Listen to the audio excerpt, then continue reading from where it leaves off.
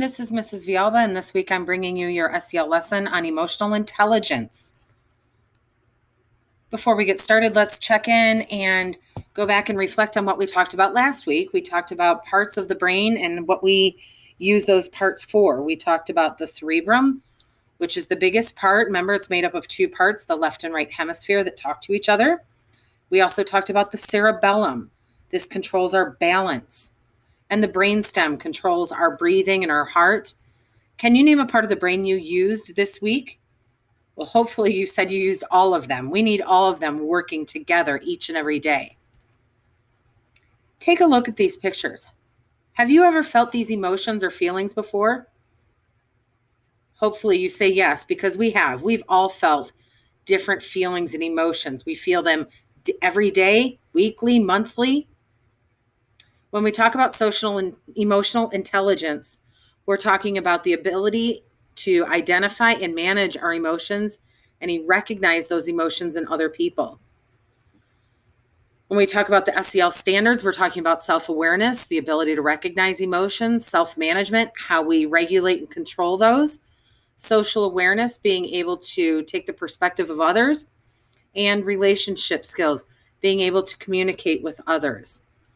We want you to be aware of your emotions, that you can control your actions and manage your feelings, and be respectful and positive when building relationships with others. We're going to take a look at this short video on knowing your emotions. So let me ask you a question. What are you feeling right now as you start to watch this video? Are you excited to learn something about yourself? Maybe you're distracted by something else. So how are you feeling right now? Is it even important? And how can we measure our emotions? Let's explore that on this episode of Rocket Kids. I'm Morgan, and let's get this started.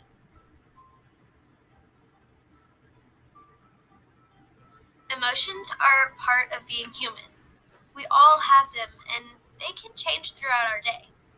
Sometimes our emotions are super strong, like when we get really, really mad. Wait, I have something right here that can help us see exactly what I mean. I'll be right back. This is my emotion intensity chart. This is how it works. Super strong is up here. Super mild is down here. So, we may be way up here when we are really, really mad, or way super excited about something. Here, our emotions may be seen much more easily, like we may frown or even lash out if we are super mad. We have a giant smile on our face and jump for joy when we are super excited. Down here, our emotions are what I call super mild, like when you're just relaxing quietly or reading a book.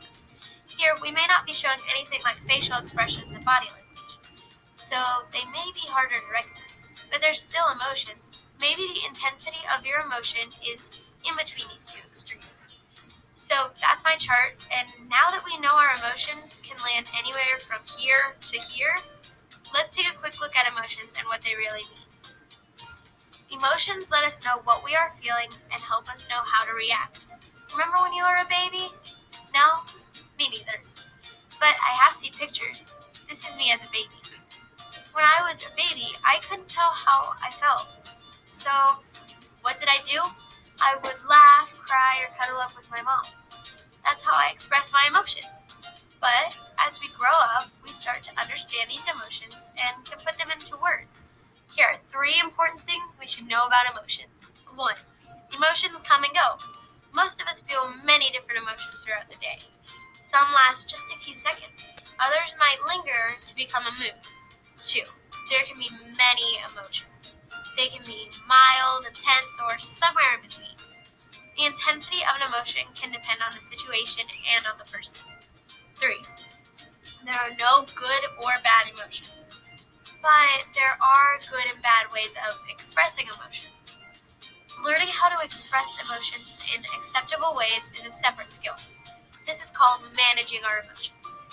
Here's what we want to remember. We all have emotions. It's a part of who we are. But just like anything else in life, when it comes to emotions, practice makes perfect. Make it a point to notice all the emotions you're having and how it makes you feel. Remind yourself there are no good or bad emotions, but how we express our emotions is super important. So, how are you feeling now that you've watched this video? Maybe you can make your own emotion intensity chart and measure your emotions. Emotions. So, how can we show others that we recognize and respect their emotions? Well, we can ask them questions like, how are you feeling? I can see you're feeling this way. I'm sorry you're feeling this way. Or I'm so glad you're feeling this way. Think of an emotion, don't tell anyone what it is, and see if you can use your body language to show this emotion. Did anyone guess how you were feeling? Thank you for listening and have a great rest of your week.